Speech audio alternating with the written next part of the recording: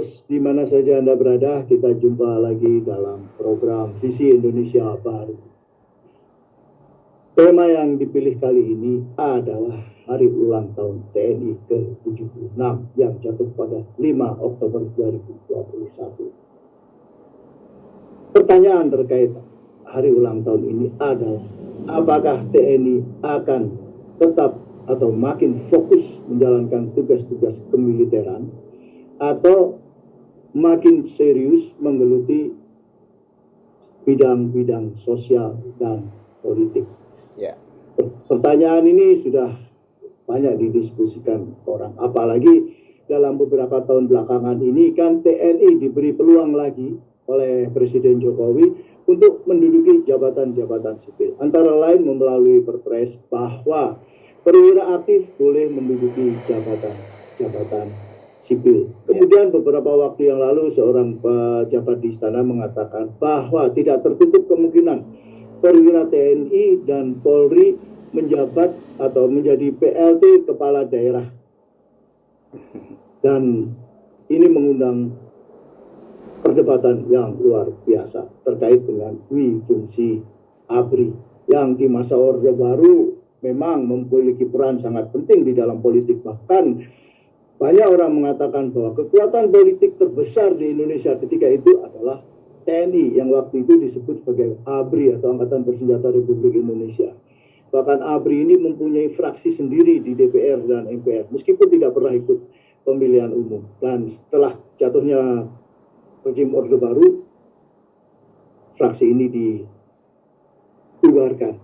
Dan sekarang saya akan berbincang dengan seorang pakar politik dari UNS Solo, yaitu Profesor Andri Purwasito. Halo Prof, selamat siang. Halo, selamat siang Mas Kikin. Ya, dan bagaimana Anda melihat perkembangan TNI belakangan ini yang kelihatannya makin jauh masuk ke bidang sospol? Salah satu berita yang cukup menggemparkan adalah ketika Pangdam Jaya mengerahkan pasukan elit lengkap dengan senjata, dengan mesin-mesin tempurnya untuk menurunkan baliho FPI.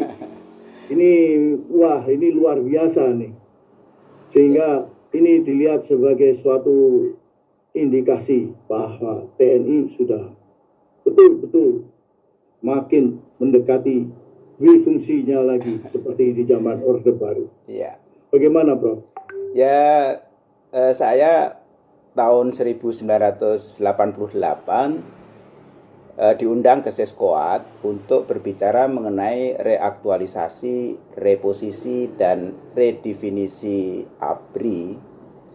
Dan di situ saya mengatakan bahwa fungsi ABRI ini merupakan suatu tugas yang mungkin terlalu berat bagi TNI untuk melakukan dua kegiatan yang paradigmanya berbeda.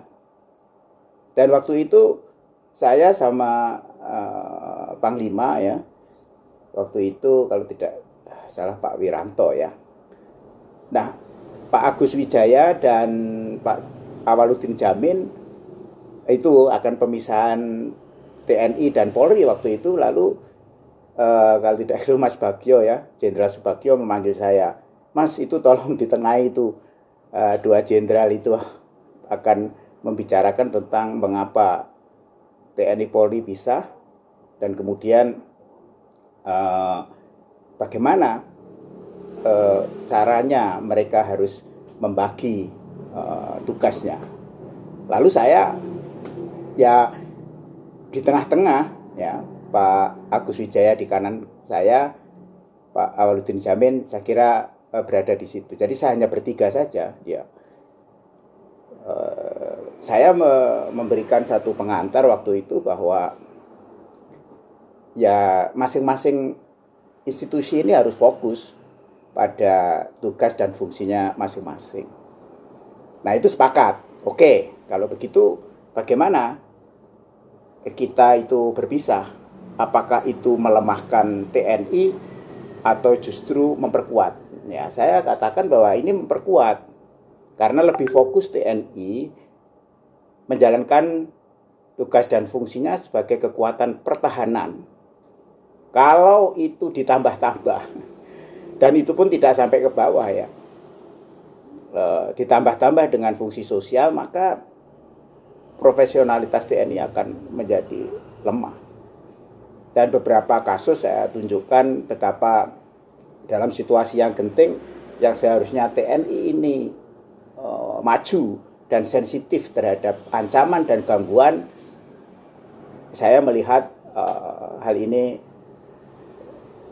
cukup lemah. Karena apa?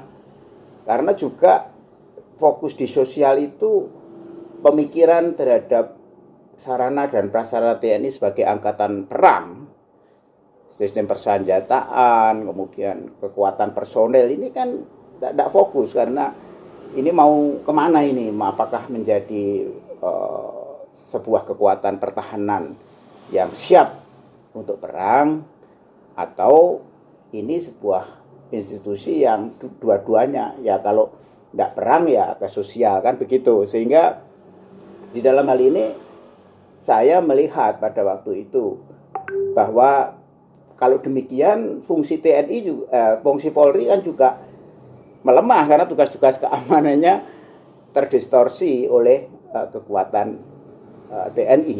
Begitu. Jadi itu tahun 98, Mas Igin. Ya.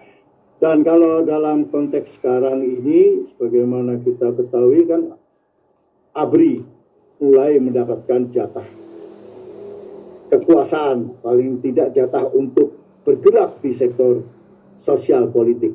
Iya. Jadi seperti yang tadi saya ungkapkan, misalnya Pangdam mengerahkan tank, panser, pasukan elit untuk menurunkan baliho. Kalau ada lagi jabatan-jabatan sipil yang dipegang oleh perwira aktif, karena ini memang sesuai dengan perpres yang ada. Bahkan saya baru membaca, belum lama ini membaca, para jenderal kita, pemimpin militer kita seperti Kasat dan lain sebagainya, itu ternyata juga mempunyai tugas bisnis, yaitu sebagai komisaris perusahaan BUMN antara lain. Nah, apakah Anda melihat ini sebagai sesuatu yang memang penting secara politik, atau memang ini sebenarnya ada sebuah desain atau strategi tertentu? Ya, kalau itu dari politisi tertentu, kekuatan politik tertentu untuk memperkokoh kekuasaannya. Ya, itu ada. Jadi bisa saja kita mengatakan begitu. Hanya saja memang kelahiran TNI ini kan sebagai kekuatan yang nyata ya sejak tahun 45 itu dalam melindungi, memelihara dan mempertahankan keutuhan NKRI ini kan memang menjadi fungsi yang prioritas. Tetapi kita juga harus ingat bahwa tugas TNI itu secara domestik itu disebutkan di situ. Jadi kami sebagai warga negara dan TNI juga harus mempunyai tugas membantu menyelenggarakan pembangunan. Nah, kan gitu. Menyelenggarakan, membantu pembangunan sebagai dharma bakti pada nusa dan bangsa, menjunjung tinggi HAM. Itu efeknya itu kemudian ya itu tadi disangkut-sangkutkan itu. Tetapi saya melihat ini hanya ya persoalan yang tidak fundamental bagi TNI sebagai alat negara ya, yang memfokuskan diri pada mempertahankan keutuhan dan juga menjaga keamanan negara ini dari musuh dari luar. Kan itu, ya itu terdistorsi akibatnya. Kalau pada waktu di fungsi ABRI itu yang terdistorsi tidak hanya polisi, tugas-tugas polisi, dan juga terdistorsi karena dia tergoda dengan tugas-tugas sosial. Ya maka tidak fokus. Akibatnya kalau tidak fokus, kesadaran bela negara itu akhirnya dihitung melalui ya kerja sosial. Kalau di tentara mungkin pencapaian dari pemasukan duniawi ini lebih berkurang. Padahal kalau di TNI itu bagaimana kejuangan seorang TNI itu harus dibuktikan melalui dharma baktinya untuk menjaga keamanan musuh dari luar, kan itu. Ya memang boleh ya seperti pada saat tentara dengan lengkap melakukan serangan atau melakukan penurunan baliho di tempatnya Habib Rizik itu, ya saya lihat itu merupakan the second bantuan ya. Jadi bantuan yang diminta oleh Kapolri sendiri atau dari polisi kan begitu. Tetapi yang kita lihat justru tentara berada di depan. Nah ini agak kemajon ini. Kurang tepat ya. Mesti harus tetap tugas dan fungsinya tentara itu menjaga musuh dari luar. Di domestik ya memang ada setiap tentara itu, tetapi dia tidak menjalankan fungsi domestik. Ya, seperti tadi dharma baktinya untuk membantu menyelenggarakan pembangunan itu kan ya hak setiap dan kewajiban setiap warga negara. Tetapi kan sudah ada platform setiap institusi baik Polri maupun TNI untuk melaksanakan tugas-tugasnya masing-masing. Nah, di dalam proses gray area ini antara perebutan wilayah, ya kalau itu dikatakan perebutan ya, mungkin juga menurut saya juga karena itu pada ujung-ujungnya adalah ya profit ya, apakah itu profit kekuasaan ataukah itu profit berupa materi. Kalau saya begitu Mas Kikin. Iya. Dan yang saya juga tertarik adalah kenyataan bahwa dengan makin besarnya ruang untuk TNI dan polisi untuk terlibat dalam urusan-urusan sosial politik dan bisnis, itu ada juga pada sisi lain saya melihat adanya hasil survei, hampir semua hasil survei menunjukkan bahwa demokrasi di Indonesia mengalami kemunduran dan orang makin takut mengungkapkan pendapatnya sendiri. Betul. Nah, ini jadi seolah-olah ada dua hal yang kelihatannya saling beriringan, terutama untuk membangun sebuah kekuasaan yang otoriter. Nah, ini asumsi saya. Jadi menurut Anda bagaimana? Karena juga ada kekhawatiran bahwa seorang pemimpin sipil pun bisa membangun sebuah kekuasaan yang otoriter. Antara lain kalau di Asia Tenggara, contohnya adalah Presiden Ferdinand Marcos di Filipina. Bagaimana, Prof? Ya itu logika yang masuk akal bahwa bagaimanapun juga kekuasaan itu membutuhkan perlindungan yang nyata. Ya.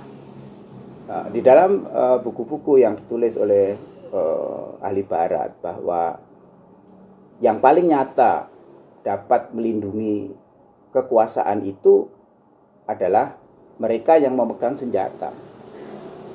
Maka dari itu pada waktu tahun-tahun 20-an, 30-an ketika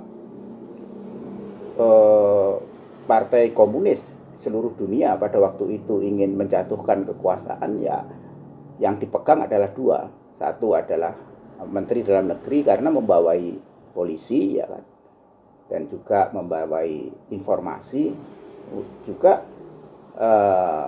mereka menggunakan alat negara untuk musuh dari luar, tetapi sekaligus juga memelihara keamanan kekuasaan yang digunakan untuk membackup kekuasaan itu agar supaya tidak terganggu oleh unsur-unsur oposisi kan itu. Ya itu logika yang sangat masuk akal. Tapi kan semua itu tidak ada yang gratis Pak Kikin.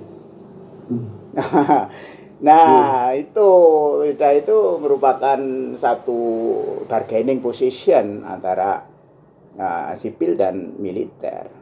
Sebetulnya itu tidak boleh terjadi.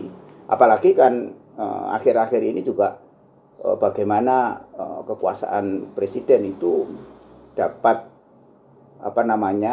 sebagai panglima yang dapat mengatur dan mengomando ya, angkatan.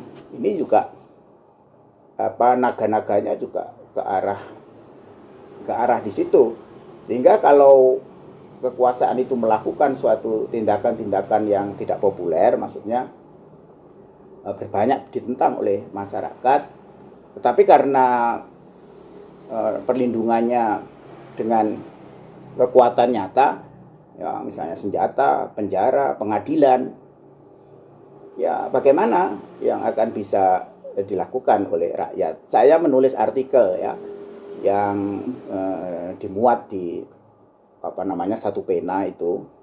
Saya belum tahu apakah di situ saya melihat bahwa perang di dalam kemunduran demokrasi itu justru terletak pada pemilihan diksi atau pemilihan kata yang digunakan untuk merepresi dari lawan-lawan politiknya. Di satu pihak menggunakan kata-kata diktator, otoritarian, ya. Di pihak lain pemerintah menggunakan kata radikalisasi, ekstremisme dan lain-lainnya. Jadi kan nggak ketemu itu. Iya. Ya, tapi sebetulnya satu ada revolusi mental, satu revolusi akhlak, satu revolusi spiritual. Ya sebetulnya itu kan sesuatu yang tidak lebih berangkat dari persepsi kita tentang masa depan, kan gitu. Tapi kenapa itu nggak bisa? Karena dicampur aduk antara politik praktis untuk mengejar kekuasaan dan politik untuk membangun masa depan, sehingga relasi antara kekuasaan dan militer itu mendistorsi berbagai banyak hal seperti demokrasi. Terdistorsi karena itu tadi ada bargaining position yang kira-kira ya kalau Anda bantu saya ya apa yang dapat Anda berikan pada saya, kurang lebih kan begitu logikanya, Ya. Mas Gikin. Jadi iya betul. Saya jadi tiba-tiba teringat Filipina dulu waktu di bawah Presiden Marcos itu kan memberi peran yang sangat besar kepada militer. Alasannya waktu itu adalah ancaman komunisme. Iya. Dan ibarat kaum Islam ekstrim di Mindanao. Betul. Dan setelah Marcos jatuh, sistem politik di Filipina berubah nyaris total. Di mana militer betul-betul tidak lagi dilibatkan dalam politik. Ya. Tapi diberi wewenang penuh untuk menjalankan tugas-tugas kemiliteran, termasuk menumpas pemberontakan. Sehingga suara para jenderal Filipina itu sekarang di arena politik nyaris nggak terdengar. Ya, ini tentu sangat berbeda dengan di Indonesia. Dan kemudian kita lihat juga pemerintah Singapura yang jelas sekali masih sangat otoriter. Karena sejak merdeka sampai sekarang dikuasai oleh People's Action Party, dan Perdana Menteri sekarang adalah anak dari Perdana Menteri Singapura pertama Lee Kuan Yew. Yeah. Tapi kita ketahui meskipun Perdana Menteri Singapura sekarang ini adalah seorang mantan tentara pensiunan jenderal, tapi betul-betul dia memisahkan antara fungsi-fungsi sosial politik dan militer, sehingga nyaris suara militer tidak terdengar di arena politik di Singapura. Ya. Apakah mungkin hal seperti itu terjadi, atau kita justru makin menjauh dari hal seperti itu? Ya kalau karena naga-naganya ya ada mendistorsi ya, demokrasi itu setidak-tidaknya juga akan mendistorsi banyak hal, ya. Terutama juga kita lihat bagaimana Pak Prabowo meminta agar supaya sarana dan prasarana alutsistanya itu bisa sebanding ya dengan wilayah geostrategi kita gitu. Itu kan juga diturutin kan, artinya bargaining posisinya menjadi kuat ya. Nah kemudian kalau fungsi-fungsi sosial yang lainnya barangkali juga ini berkaitan erat dengan posisi masyarakat sipil sendiri yang mungkin di dalam memimpin sebuah wilayah itu belum dianggap dewasa. Jadi karena apa? Karena ya tidak tadi memegang senjata itu. Nah di situ itulah kemunduran yang paling demokrasi yang paling memprihatinkan, Mas Gikin. Maka dari itu di sini bagi saya di ulang tahun ke-76 ini, maka TNI ini mesti harus tidak berada di dalam tempurung ya. Mereka harus melakukan kerjasama baik bilateral maupun multilateral di strategi global dalam hal bidang pertahanan dan keamanan Karena bagaimanapun Indonesia itu harus menjadi leading sector ya di dalam memelihara stabilitas regional di ASEAN terutama. Dan itu tidak pernah terdengar kita. Hanya latihan-latihan yang biasa saja ya yang muncul. Dan kemudian bagaimana Indonesia juga turut berpartisipasi di dalam upaya pemeliharaan perdamaian dunia, misalnya di dalam kasus Rohingya dan Afghanistan. Itu menjadi bola liar yang kita agak sulit untuk memberikan satu kepastian tentang apakah ini akan berpengaruh buruk terhadap Indonesia ataukah justru menguntungkan.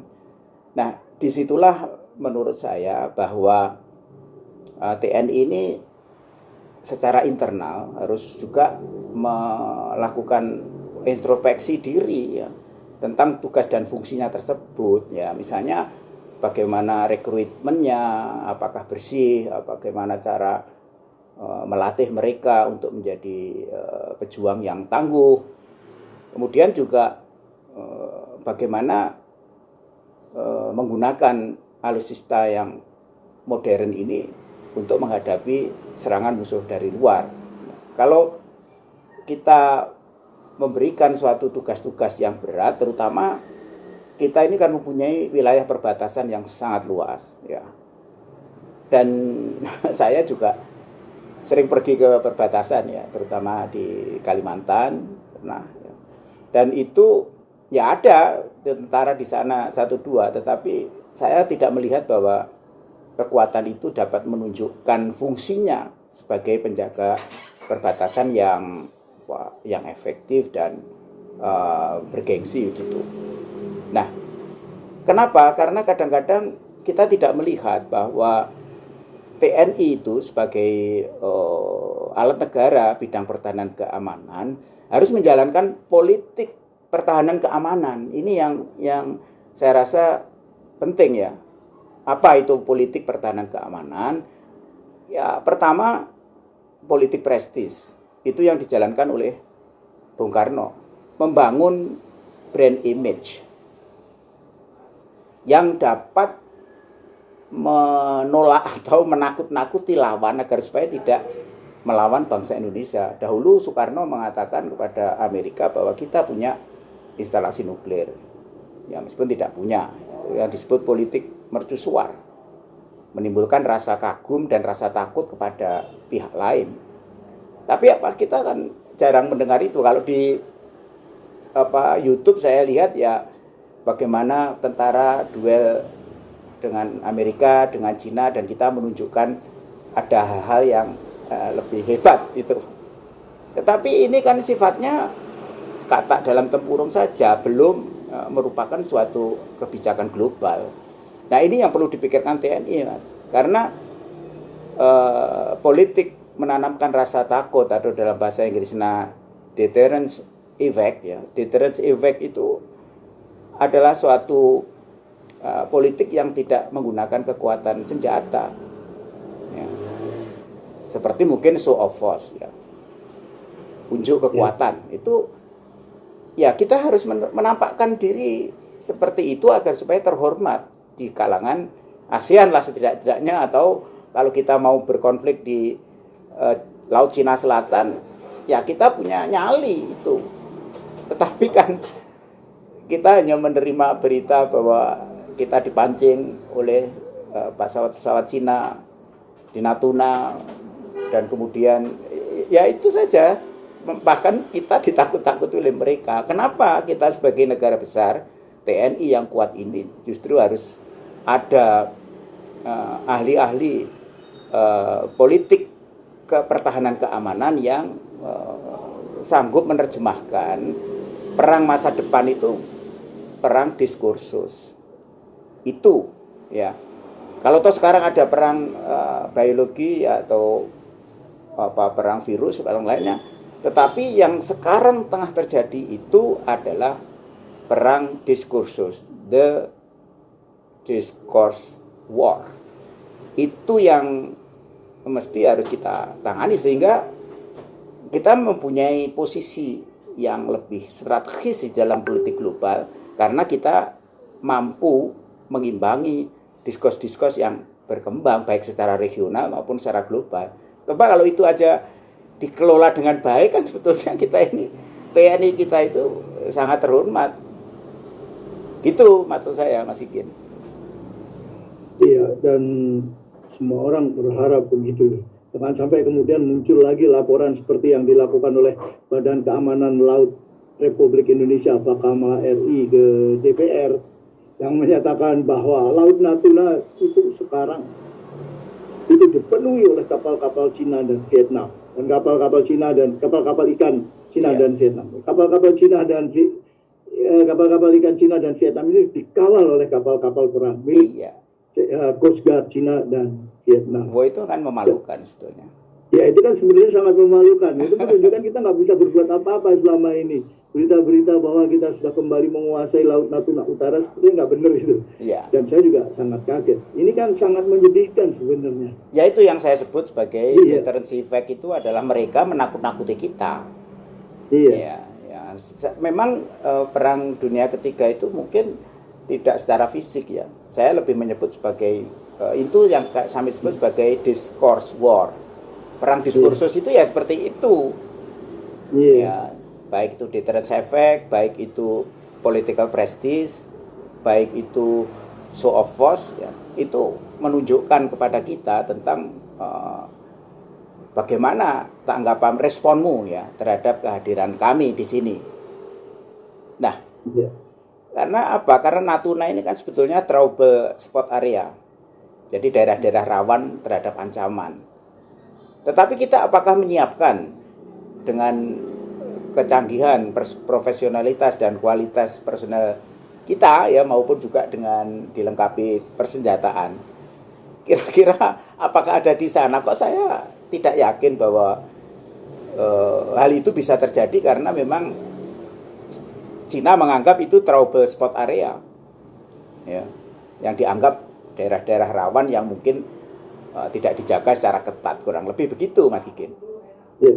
Dan yang menarik juga adalah bahwa Vietnam yang juga bersengketa dengan Cina, dia membangun kerjasama pertahanan dengan Jepang.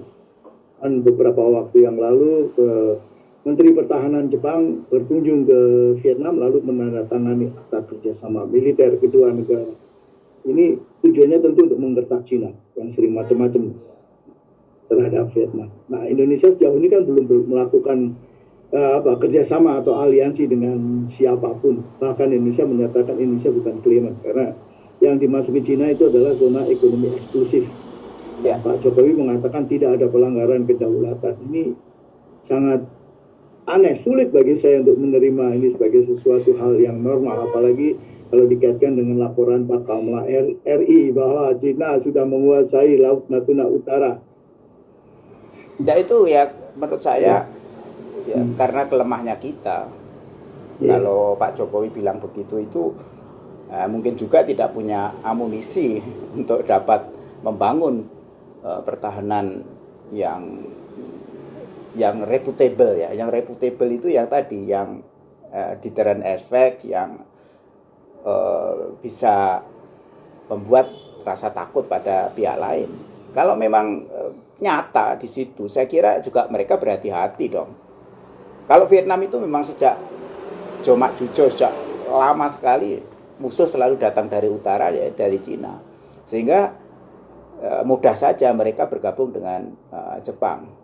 Tetapi di dalam akhir-akhir ini kita akan membeli pesawat dari Amerika itu yang oleh Joe Biden nggak mau diberikan, tapi nyatanya akhir-akhir ini beritanya juga akan diberikan. Itu konsesinya ya paling tidak Indonesia harus bersikukuh untuk dapat membendung ya, dari politik agresi Cina. Ya, itu sudah terbiasa sejak tahun 47 ya, 46 bahwa Amerika melakukan containment policy, politik pertahanan containment ya, untuk membendung. Politik pembendungan Amerika itu caranya dia hanya mendirikan di Filipina untuk pangkalan militernya, karena kita tidak bisa menerima itu. Tetapi wilayah itu oleh Amerika sudah dilingkari dengan ANZUS ya, Australian, New Zealand, and United States. Nah, itu lingkaran luar. Tetapi lingkaran dalamnya kan sesungguhnya ada Thailand, ada Vietnam, Jepang, Filipina, dan kita. Tetapi Amerika pandai bahwa kita ini memposisikan diri sebagai politik bebas aktif dan non-blok yang begitu sangat kuat disuarakan oleh Bung Karno, ya agar supaya terjadi keseimbangan yang lebih halus, maka hanya ditempatkan di Filipina. Nah, kami tidak tahu bagaimana, apakah di Singapura itu yang sebagai aliansi militernya juga sudah dipersiapkan untuk menghindari agresi, kan begitu. Hanya saja ke depan perang ini adalah the war discourse, ya, perang diskursus. Jadi perang adu pinter sebetulnya, adu akal-akalan itu ya. Perang akal-akalan inilah yang harus kita hadapi dengan akal kita juga, gitu ya. Ya paling tidak gunakanlah gaya-gaya Majapahit di dalam menghadapi tentara Tartar misalnya, atau menghadapi tentara Portugis. Itu sisa-sisa dari strategi Gajah Mada untuk melakukan persahabatan dengan negara-negara lain yang sebetulnya sudah kita bangun melalui ASEAN ini kan agak melemah ini. Kalau sesungguhnya kita mempunyai kesadaran bela regional, ya tentu Indonesia tidak perlu dengan Jepang misalnya, ya dengan daerah-daerah yang berdekatan situ, Vietnam misalnya, Muang Thai, Malaysia, Singapura, Filipina, ya terus Brunei itu kan sudah merupakan satu containment atau pembendungan yang luar biasa.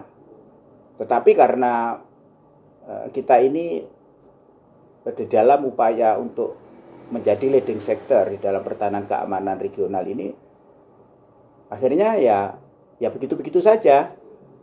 Makanya kalau Pak Gikin ada kekhawatiran bahwa ini akan terjadi penetrasi yang lebih keras, ya bisa saja terjadi. Khususnya pencurian ikan itu yang kita sulit untuk dapat menghindarkan diri atau sulit untuk menanggulangi pencurian ikan itu karena mereka juga dikawal oleh militer kan itu. Iya. Dan oke Pak, menarik sekali ini yang Anda ungkapkan ini. Ini menjadi sebuah pelajaran mudah-mudahan bagi siapapun, politisi maupun mereka yang pegang kendali di kemiliteran kita, bahwa Indonesia harus tetap percaya, tetap serius menjaga kehormatannya. Iya itu. Segala kemampuannya. Kalau enggak, Indonesia akan tetap terus dilihat sebagai underdog. Ya, terutama dalam konflik di Laut Cina Selatan. Betul. Untuk itu kan perlu ada penguasaan pendidikan latihan SDM bidang teknologi, informasi dan komunikasi. Jadi harus karena perangnya itu kan sekarang perang informasi atau ya diskursus ya perang diskus ya. Jadi harus ada militer yang dididik untuk dapat membuat konten-konten yang isinya adalah baik untuk agresi melawan konten-konten dari media lawan ya, tapi juga bagaimana mengkomunikasikan gagasan-gagasan kita tentang keamanan regional, tentang keamanan bersama. Nah, dalam hal ini kita harus kembali kepada konsep Pak Dirman ya. Pak Dirman itu konsepnya kan kita menang karena bersama dengan rakyat itu. Nah, jadi kalau bersama dengan rakyat itu ya bisa dengan rakyat biasa, dengan akademisi, dengan wartawan, dengan radio Bravos ya. Saya kira berbicara kritis itu sesuatu yang sama sebenarnya kita makan sambal ya. Jadi harus dianggap itu sesuatu yang membuat kita lebih bersemangat. Itu Mas Gikin. Ya, oke Prof. Terima kasih banyak ini Prof atas kesediaannya berbincang-bincang dengan Bravos. Ini menarik sekali yang Anda ungkapkan dan mudah-mudahan didengarkan oleh mereka yang Ya insya Allah. sedang berkuasa. Iya. Oke pecinta Bravos di mana saja Anda berada, itulah tadi perbincangan saya dengan pakar politik dari Universitas Negeri 11 Maret atau UNS Solo, Profesor Andri Purwasito. Dan kita masih akan jumpa lagi dalam program Visi Indonesia dari episode berikutnya. Sekali lagi, Bravos.